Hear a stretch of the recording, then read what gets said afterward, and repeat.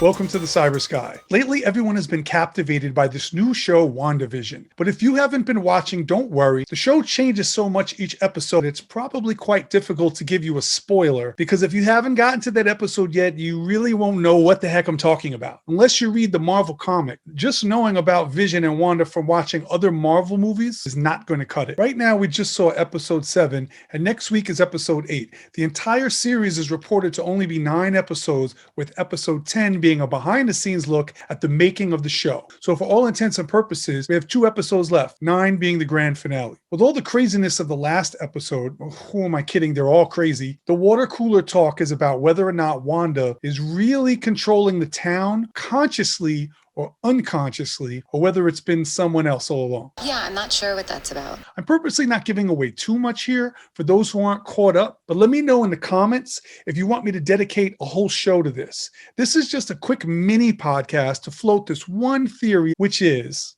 Doctor Strange is going to appear by the end of this series.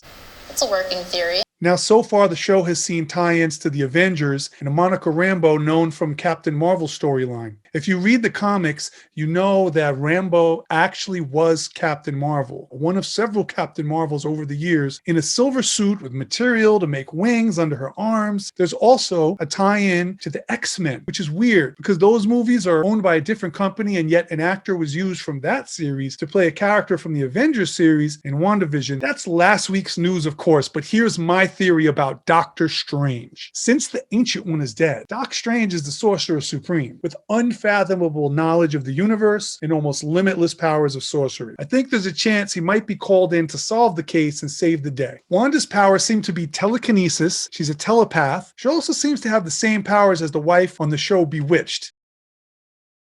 She can basically make things appear and disappear and change reality at will. Now, in the comics, Scarlet Witch's powers were called chaos magic. And what I took that to mean is that she can change and bend the laws of probability. So if it's a 1,000,000,000,000 chance that something will happen, let's say a meteor plummets to Earth and strikes her opponent, killing him instantly, she can make that happen by just changing the odds mathematically. In WandaVision, she uses this to conceive children with an android and other very unlikely and crazy things that shouldn't be able to happen. So, with most of what Wanda does being based on mind control and other things being spells and energy balls she conjures up with her hands, who is best suited to stop and or help her? Rambeau is insanely powerful as well, but she doesn't have anything to combat mind control. Now, if they could use the X-Men, I would think Charles Xavier would have been called in by now to just take over her mind and try to reason with her, snap her out of whatever mega depression she's going through, but that may sound a little too similar to what happened with Jean Grey. So who else?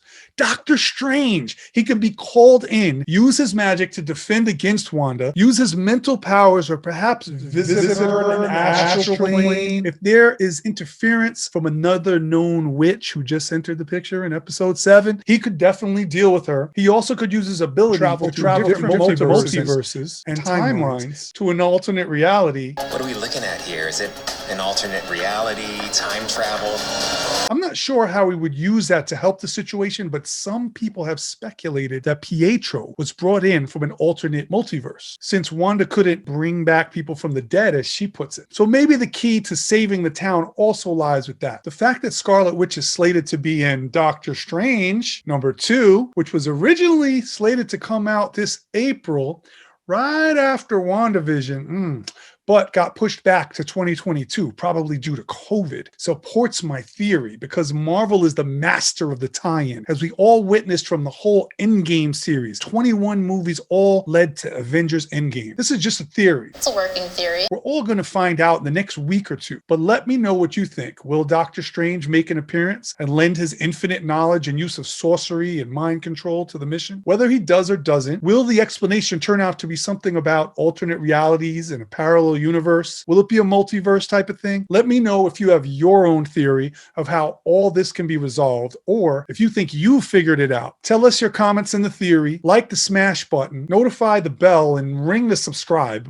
Unscramble all that, figure it out, and I'll see you next time right here on Cyber Sky Videos. What are we looking at here? Is it an alternate reality, time travel?